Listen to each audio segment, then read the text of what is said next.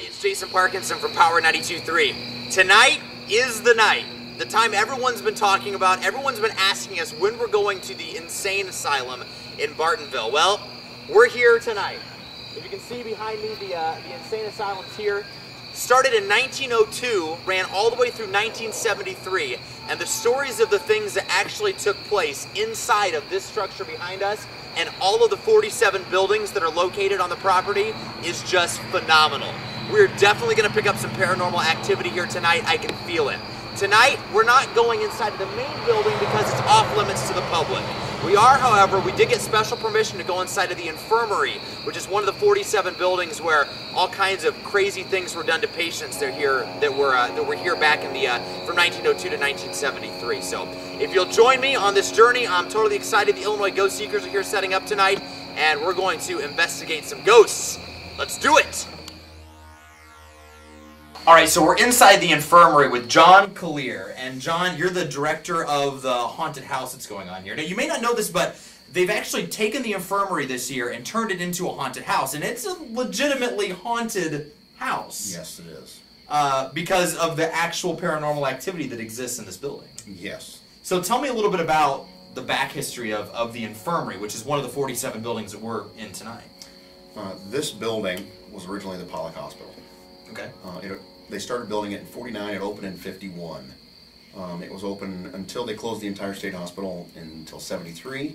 So in 22 years, it was the TB ward for tuberculosis patients. So you checked in, everybody passed away that came through these doors. Wow. Estimates have it over 4,000 people. Over 4,000 people died here. Yes. Crazy. 3 to 5 a week for 22 years. That is crazy. Yes. So, have you had any personal experiences while you've been setting up here for the haunted house? Several. We've heard footsteps, had someone run their hand through my hair. When the paranormal group was here a few weeks ago, had someone whisper my name in my ear. Oh my gosh. They caught that on tape, actually. Did they pronounce your last name correctly? Just my first name. Oh, John. Okay, They didn't try the last name. Good. But yes, myself and a lot of the volunteers that have been here have had a lot of experiences up here. Wow, crazy. Well, I'm excited to get started if you are. Yes. I know that the Illinois Ghost Seekers are here tonight setting up their cameras, so we're going to check out some of that equipment, and we're going to see if we can find some paranormal activity. I hope we do. Boom! We're getting ready to actually investigate the infirmary. You guys have set up everything, right? I mean, you've got cameras in all kinds of rooms and equipment out and ready to go, right? That's right. Okay, so you've investigated this place before. We're new coming into this. What can we expect tonight? Noises, knocks, voices, a lot. I've already felt some stuff in the basement, so I'm pretty creeped out about that. Creepy feelings. All right, so everyone's hands in. You ready? Count of 3. We're going to say paranormal. Ready? 1, 2, 3. Paranormal! All right, let's do this. So this is the basement of the infirmary. Now, this is a scary place. I don't know if you can look around here or not, but it is incredibly creepy. They apparently used to keep the bodies of the dead down in this very room. So of the 4,000 people that came through here and died, at one point, once they had passed, they were kept in this room. And in fact, this crawl space leads to tunnels underneath the entire insane asylum. And it all connects back here to the infirmary. And as we were investigating this room a little bit earlier, we found this metal door. I haven't opened it yet, so we don't know what's behind here.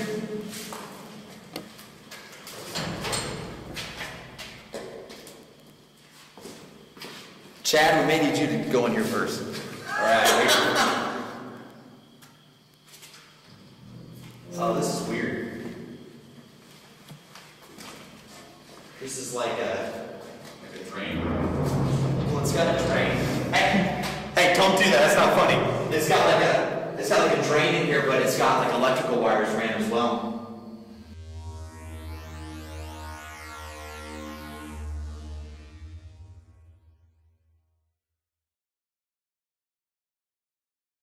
This was developed by one of the ghost hunters named Shannon Sylvia.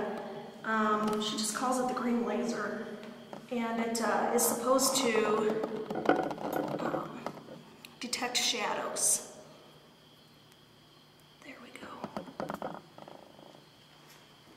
And so the idea is if a spirit passes through the laser. Yeah, it'll cut the. Okay.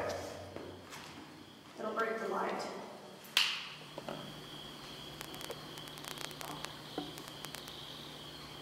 Okay, the tri-field's going off, and I hear some noises in there.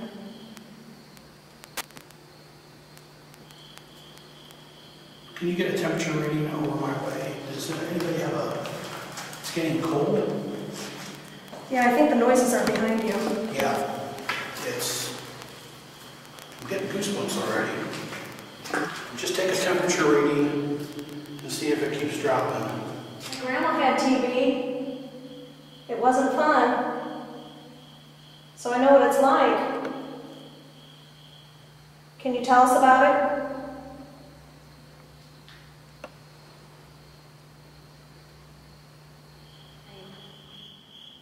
I hear this is where they put all the dead bodies when people passed away. Was there a lot of people down here that had died? 5. Are you serious? No, I'm serious. So they just asked the spirit how many people were down here right now, and the device clearly said 5 right on the screen. Really incredible stuff. I got goosebumps when I heard it. So we're not sure exactly what we're detecting down here in the basement, but there's definitely some strange feelings going on down here for sure. We may move on to another part of the infirmary and see if there's any other activity. So we moved from the basement up to the men's ward, where there's been some other reports of activity. In fact, right here on some of these couches in this room is where John, who we talked to earlier, had somebody whisper in his ear his name. So we'll see if we can find anything out like that during this investigation. We heard that Dr. Zeller had a zoo here. Did you like the zoo?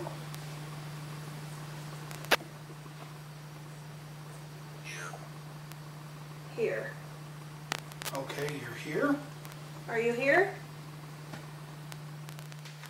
First of all, I just saw a black mass dart from you, and it swooped down towards the ball. I don't know what that was, but that was interesting. Like a black, like a figure? Yeah, it was like a black ball or something, and it was moving very rapidly. It moved from crystal down towards the floor in the direction of the ball. That would have been like right by us. Yes, yes. It zoomed right by the couch where you guys were sitting over there.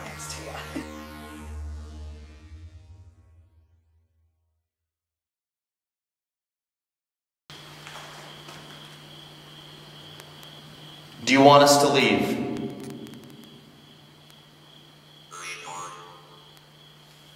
Record. Are you recording this? Alright. Do you want us to leave?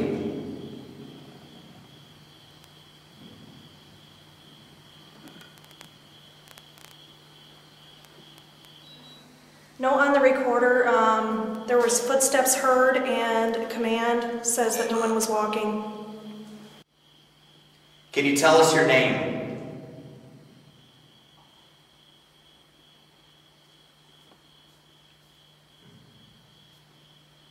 How long have you been down here?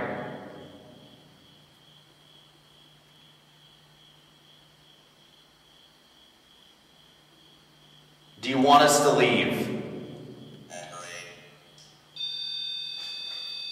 It says afraid. And I think that should be a sign that we should probably get out of here. Let's go. So this is the women's ward, and I decided since everything's decked out for Halloween here, I'd go ahead and get into costume as well. But if you look around the women's ward itself, last time they were here, you asked, now what was this that you actually, what was specifically that you asked? We asked if they knew Bookbinder or liked Bookbinder. And Bookbinder, of course, is the old man who used to tend to the graves, right? Right. Yeah, he was a patient who was mute, couldn't talk, couldn't hear. Right. But he could do hard labor, so they let him dig the graves, and he cried at every funeral. Now, after you asked if they'd known Bookbinder, what response did you get? We got a moan on the recorder. A moan. Some type of a whine moan. Yeah. High-pitched whine moan. It's creepy. There's definitely something going on here. And it's not just my costume.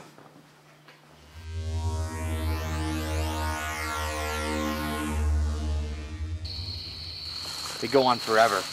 But one stone in particular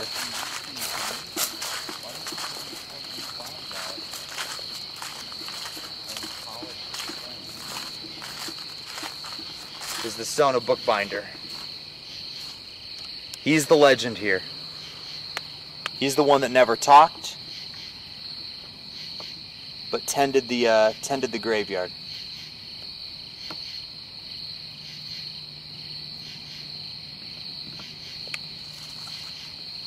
In each death he found great sorrow. He wept at each passing tears for the unloved and forgotten. Now, old book, we weep for you. So, the haunted infirmary tonight. Definitely felt a presence in the basement. Oh man, it was scary. That was crazy. In the men's ward and a little bit in the women's ward. Just a little bit. There was definitely some creepy activity going on there as well. But where are we going to be at next week? You're going to have to watch and find out. It's Paranormal Peoria. We're wrapping up here live in Bartonville from the Insane Asylum. Actually, kind of glad we're leaving. Let's check it off our list.